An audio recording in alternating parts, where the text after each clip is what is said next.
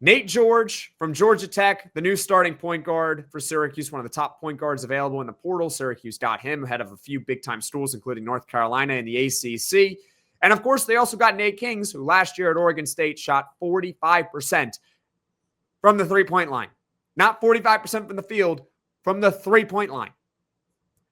Pretty impressive. So, Neil, what do you think the ceiling is for these guys?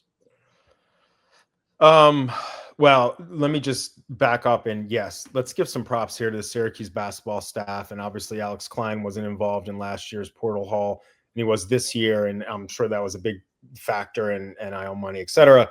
But yeah, they got 6 transfers. Like you said, Nate George, he's a top 10, top 15 point guard in the portal, 4 stars in the portal. Same with Nate Kingz. Tyler Betsy was 4 stars in the portal. The other guys were 3 stars, but I think on the 24/7 Sports, it's like their transfer class is like 35th. Their composite class, let me just look, was 7. I was figuring I'd look this up, 17th, but overall 20th. So like you've mentioned a couple times, 11 of 13 guys are new, and that 6 transfers, 5 prep recruits, overall top 20 in the country. That's pretty good. That's pretty good. So Nate George, he led the ACC in assists last year, 6.3 per game, something like that. No, you're underestimating him, 6.5. Crap. See, I'm usually wrong. People need to call me out all the time. Should I not have you on the show anymore since you're always wrong? Well, I hope you'll have me on the show. We can just talk about the Jets and nothing. We won't talk about Syracuse. That is my professional betting advice. We'll talk about bet against the New York Jets. Ravens. Yeah, it'll be great. It'll be a super downer. I think he will be, as we mentioned on the other yesterday's show, we'll see about like if he's turnover prone, but facilitating for others, just being a steady point guard. I think he can also, as you said yesterday, I think he will score in double digits as well. I think his ceiling is all ACC. I'm not saying it's first team. I'm not saying he's going to be the ACC player of the year, but absolutely. Why not? Kingz? I like him. Yeah. I mean, like you said, he shot 44.7%, I think it was. Let me look. I need to fact check you again on this one. Yeah. I know I rounded up when I said 45%. 45.7? No, it wasn't 45.7. Or 44.7. So wrong. You were so wrong. Are you ready for his 3-point percentage last year, Nate Kingz? 44.7. 44.6. Fire me. You're so close. I'm so fired. I mean, you would think after having written numerous times about him over the last. No, the thing is he shot it on high volume too. It wasn't like he shot 44.6% and he took one. Like I don't remember the exact number. Over 4 attempts per game. Okay, yeah. So like high. And I wonder where that was nationally. I should have looked that up. I don't know if I've ever looked that up. Anyway, I think like you said, I don't know if he starts at the 3 or if he comes off the bench, but either way, I think he's going to get substantial minutes. And if I'm being honest, like he's the most proven, or is he the only proven 3-point shooter on the team? And he didn't play for Syracuse last year, but just Donnie can shoot it from 3, but he wasn't great and he didn't have a lot of attempts. Kiyan's new, Luke Fennell's new, Starling's not a good 3-point shooter. What does Nate George shoot from 3? I should know Nate that. George is not particularly great from like 3, 30, but he got better at the end of last season. So you could maybe expect that he can carry it over into this year. 35-ish maybe. Last year he shot a respectable 33.9% from the 3-point line, and he did it on over 5 3-point attempts per game. See, if Nate George is going to shoot about 34% from 3, then that's too many threes to be taking in a game. I would want him to cut down on it. That's one of my big pet peeves with JJ Starling is the amount of 3-pointers he attempts per game, considering that he is not a good 3-point shooter. And I understand like he wants to keep the defense honest because they know that he is really good at attacking the rim. But defenses are also not stupid. They know that he's not a great 3-point shooter, so they're going to give him that shot. They're going to give him an open 3 because they don't trust that he's going to make it on a consistent basis. So if Nate George improves his 3-point shooting into the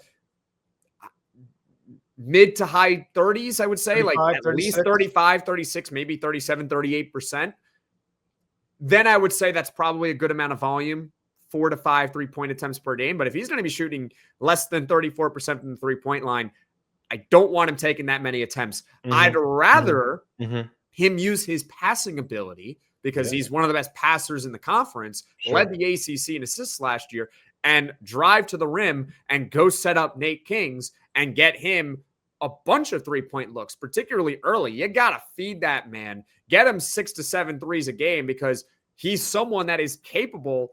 If you give him 7 attempts, he's capable of making 3 to 4 of them on any given night. Absolutely. Yeah. So I think Kingz could definitely, I'm not saying he's going to be all ACC again, given we'll see about minutes and all that, but sure, he could average 10 to 12 points a game. And if he's shooting in the low 40s and on high volume from 3, that's really, really, really good. And then, so some of the other guys, in terms of William Kyle, we don't know. And like you said, he's demonstrated mid-major. Where did he go to again? I'm totally blanking. South Dakota? I believe it's South Dakota State, but I could be totally wrong on it. We haven't talked about basketball in a while, so forgive me. I know, right? No, I should remember that. It is South Dakota State. So that's what I thought. Summit League? I think it was the Summit League. Yeah. But so he's demonstrated that he can block shots, and there's clearly athleticism there. But again, like you said, he didn't play a lot of UCLA. He was injured and for some of it, and there was other circumstances with other players, but he's unproven at the high major level in terms of being a starting center, and Soiree is unproven. So, we'll see. Like, if the two of them could hold down the majority of minutes, not get into crazy foul trouble, score a little bit around the rim or whatever. But for me, the most important thing that was lacking, or one of the most important things that was lacking from Syracuse's porous defense last year, is rim protection. And I think these guys, whether it's blocking shots, deflecting shots, or just getting their 6'9", 7'5" or whatever wingspan up there and just making life difficult for, the opponents in terms of shooting, that'll be helpful. I'm not saying they're going to score a bunch, and hopefully they don't get in foul, and they got to rebound and get some offensive rebounds. You talked about yesterday. If Syracuse isn't going to be a great 3-point shooting team, getting points out in transition is going to be key, and also crashing the offensive glass, because if they're not a great shooting team, but they're getting, like you said, second, third, fourth chance, that's important. And then I'm going to talk about Tyler Betsy in the sleepers category, but I think he will be a good addition as well. He didn't have a ton of production at Cincinnati last year, but he's a former top 50 player, and that Syracuse recruited. So, he knows the staff. I'm not saying he's going to start, but I think he'll be if he doesn't start, I think Betts will be in the top 2 or 3 guys in the, off the bench. He could be the 6th man. Who am I missing? Well, we're not. We could talk about the freshman, I think, in the next. Oh yeah. So, and then in terms of the guy from Montana State, is that Bryce Zephyr? Yeah. Yeah, I don't see him playing a lot. But I'm not going to sit here and trash on him either. I just don't see him playing a lot. I'll leave it. I'll leave it at that. Okay, brother. I don't see him playing a lot either. We'll see what happens. We'll see what the staff thinks of him and how he factors into the rotation. He's going to play minutes. Yeah. It's just when he plays and who he plays against is a different story with Bryce Zephyr. Yeah. I remember doing that podcast after when everyone was freaking out about it. I shouldn't say everyone, but most people were freaking out about it. And I just said, I think he's a roster filler. I think he's there to play a certain role that any team needs. You need someone who can maybe give you fouls at some point in a game.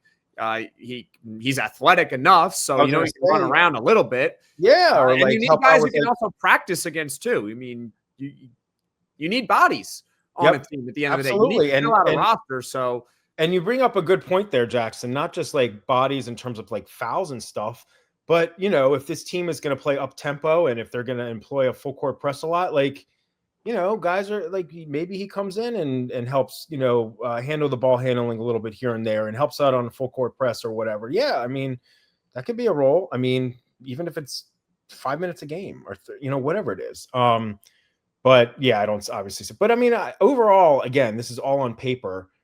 This is a nice looking transfer class that has some guys that have shown that they can do it at the higher major level and others that haven't had that opportunity yet.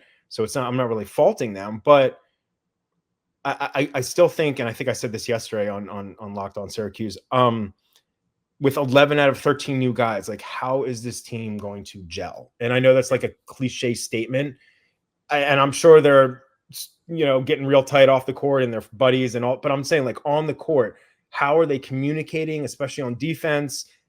How is it just flowing together? It just didn't everything seem, and I don't want to like trash last year's team, regardless of the wins and losses, it just seemed kind of like disjointed. And I know with JJ out and Donnie out a bunch and just, it never seemed like they hit it was just all over the place. They never seemed to hit a rhythm. Yeah. It was just like, it was like you would see pockets of it where they looked like they could be pretty decent. And then it would just fall apart all of a sudden. They have like a 5-minute stretch where you get outscored 20-0 and the game becomes a blowout. Yeah. So you're right. You're 100% right about that. Before we get into the sleeper additions that they made, we can also talk about some of the freshmen as well, because we've only really talked about the transfers so far. Yeah. The one critique I have for Syracuse basketball this offseason, as far as a roster construction standpoint, is I think they're missing one more proven guy out of the portal. We've talked a lot about the players and all the potential that they have. We'll get into Tyler Betsy. We can talk about William Kyle more. All of the additions that they made. We can go over the freshmen as well with Kiyan Anthony, Sadiq White. They're missing one guy from the portal that you can really bank on being a high impact player. If Syracuse had gotten one more high impact player, and I'm talking about another guy who could potentially be on the tier of a Nait George level caliber transfer, obviously not a point guard, but a different position, I would very comfortably be picking this team in the NCAA tournament. Like, it wouldn't just be a hopeful expectation. It would be, no, this is like, you better make it. You have too good of a team to miss the NCAA tournament, where making the tournament at that point becomes the bare minimum. And we could start talking about, hey, when you get to the tournament, what is a fair expectation for this team moving forward? So that's my one critique, which is they needed, I think, one more guy. They didn't get him.